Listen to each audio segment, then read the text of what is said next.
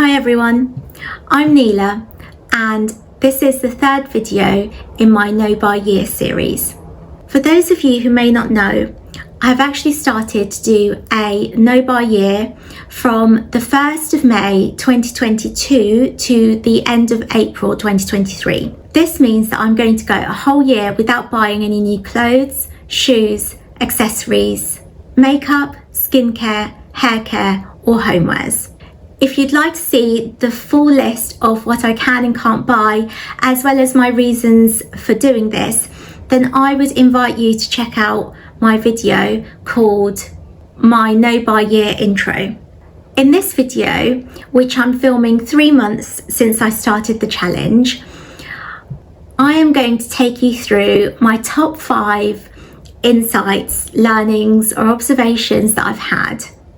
And I hope that by sharing this information, you can decide whether doing this No Buy Year might be beneficial for you. So firstly, I would say that I now feel much more pampered than I used to. And I think it's because I've got this rule that I can't buy a new thing in a particular category until I've used up everything I've got in that category. So as an example, I can't buy a new body lotion until I've used up all the body lotions that I've got. However, what I've found is that by putting this sort of restriction in myself, I have become so much more motivated to basically use all these products that have been sitting in my cupboard for months. And so because I'm using all of these products, I'm just finding that, you know, my skin just feels nicer because I'm putting moisturizers on. My hair, like I'm using these kind of hair oils and masks that I've had sitting there. And I just feel like, yeah, so much more kind of pampered than I used to. And to be honest, now that I kind of say it out loud, I can see that I could have reasonably expected that motivation, because I guess the worst thing for me would be that I want to, that I've run out of my favourite perfume and I want to buy a new one, and I can't buy a new one because I've got so many like other randoms sitting in my cupboard. And so yeah, I can totally see that that motivation is logical now that I use up everything that I've got, so I have the freedom to buy whatever I want in the future. But yeah, until I kind of started this challenge, it would have never occurred to me that by putting this restriction on myself, that is exactly what I needed to put to ensure that I actually use the products that I buy. The second thing I've noticed is less tangible and it's more a feeling, and it's this feeling of relief. I've noticed that I get this feeling of relief quite often since starting this No Buy Year challenge, and the relief comes in lots of different ways and in different moments. So as an example, the shampoo and conditioner that I buy is I think about £35 or maybe just a little bit more. And I've got this rule where I can't buy another new shampoo or conditioner until I've used up everything in that category. And I've actually got lots of perfectly good shampoos and conditioners in the cupboard that I just don't use anymore because I found this other one that I prefer. But especially with the pinch in the cost of living crisis that we've been seeing in the UK, I just feel so relieved that when I run out of my shampoo and conditioner that costs £35, that I don't have to drop that money to like buy another one. I can actually just take a break from that buying and spending money thing, and just basically, yeah, just basically use up the things that I've got, and it's just a relief that I'm not having to spend that money. And honestly, I think that if I hadn't put this restriction on myself, I don't think there would have been anything to justify to myself why I wouldn't buy the shampoo and conditioner that I know is the best, even if I've got loads in my cupboard. The other times that I find relief is for things like when I realise I don't have to spend time or money or effort trying to buy a new outfit. If I've got like an occasion coming up, I can just walk over to my wardrobe, and you know, that's as much effort I need to do. And it's just such a relief, because not only am I saving money, but I'm also saving all the stress and effort that goes into finding a new outfit. Like, I don't know if any of you are like me, but I can spend hours browsing multiple websites trying to find, you know, the right dress or the right jewelry or the right shoes, and then I end up ordering loads and loads of things because I'm not quite sure what I would like, and then they come, and then I have to package and send back so many of the items that I've bought, because often you know, I'm just looking for that one outfit, but I've ordered myself loads of choice. And I'm just so relieved that I don't have to spend sort of my Sundays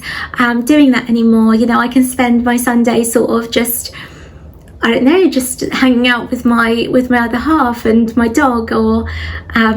doing more productive things like getting on top of reorganizing my clothes or my cupboards or something like that. The third thing I found is that by putting this restriction on myself of not being able to buy new things, I'm forced to be more creative about what I have that I can use to achieve a similar result with. So as an example, I'm really into like this kind of centre parted updo at the moment, and although I haven't done it today, I wanted like a really slick look, and so I was researching as to how to get really slick kind of centre parting updo, and a lot of people are recommending these boar bristle smoothing brushes. And in normal times I would have just bought one, whereas because I couldn't, I actually looked around in my house to see what I could find that was similar, and I found that my other half had a beard brush like made out of boar bristle as well, that he'd never really used, and it was basically exactly the same, and so I've been using that. And I think if I hadn't put that restriction on myself, I would have never known to go looking for something, and I'm so grateful I did, because it just means that not only have I saved money, but I've saved space and I've created less waste as well in the world. Another example is that I've been really wanting to buy a brown brow mascara, and I obviously can't buy anything new, and I've got loads of kind of normal black mascaras and normal brow products that I need to get through and use up, and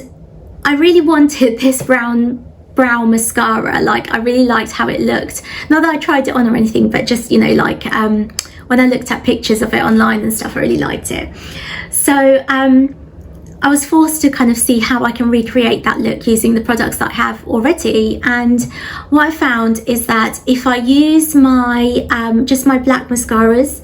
if I use that on my brows and then I put some brown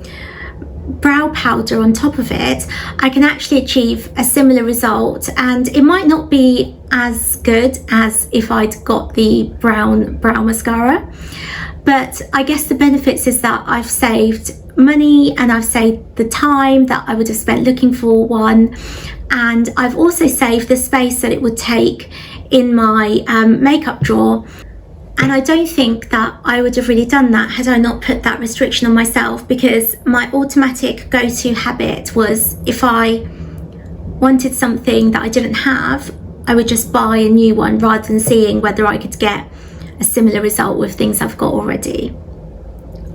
The fourth thing I've noticed is that I'm much more conscious of how much something will cost me in terms of the space in my home that it will take up than I was before. So for example, before I started this challenge, I would buy massive bags of my dog's dog food and also dentist sticks, and these bags were enormous and these boxes were enormous, that it would take up probably a whole kitchen cupboard's worth of space. And I guess I used to do that because I liked the convenience of not needing to go out and rebuy them as often, because obviously if you need to rebuy something, you have to go through the process of remembering to rebuy and all things like that. And I also liked the fact that it was usually quite a bit better value for money. Not always, but say maybe you'd save like 10% or something like that. However, for some reason, since starting this No Buy challenge, I have suddenly become so much more space conscious in my home. And so as a result, before buying something like my dog's dog food, I'm thinking, well, okay, I could go for the biggest pack, but that's going to take up so much room in my cupboard and it's just going to sit there for 6 months. Whereas really, if I go for, say, the medium pack, then, you know, maybe it will be there for 3 months, but it will take up half the amount of space, and I'll have this extra shelf in my kitchen cupboard that I can use to store things. And as a result of thinking like that, I have actually managed to, so as things have run out and I've had to buy new things, I've actually managed to find a lot more space in my cupboard. And that's actually meant that places in my home, like say my kitchen counters, they're looking so much less cluttered now, because I'm able to put more of the stuff that would have been on the counters away in the cupboards. And although this insight about not buying the biggest of everything probably seems so much obvious, and it does to me, like now that I've had it, for some reason before I just never thought of it like that. And I just think that by not buying new stuff and by not constantly engaging in shopping behaviours, I've just had the space for these new insights to arise. And, you know, as a result, my home feels less cluttered, and I hope in time it will also feel more spacious to me, as I have less things that I need to find space to store, and hopefully I just have, you know, one of each thing that I need at any one time. The fifth thing that I've noticed is that my perception of what is expensive or not has actually shifted a little bit. And that's because I'm now more willing to spend more on something that is 100% right for me, rather than buying something just because it's in the right price bracket. So let me give you an example. Last year I saw this eyeshadow in MAC, and I think it was like the perfect shade for me,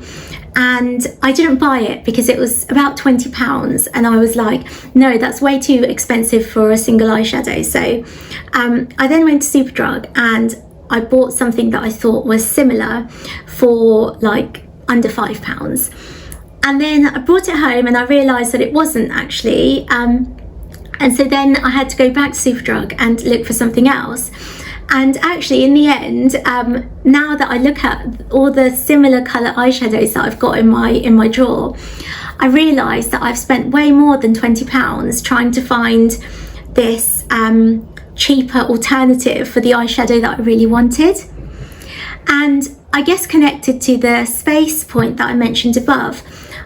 not only has it probably ended up costing me the same or more than if I just bought the eyeshadow that I really liked,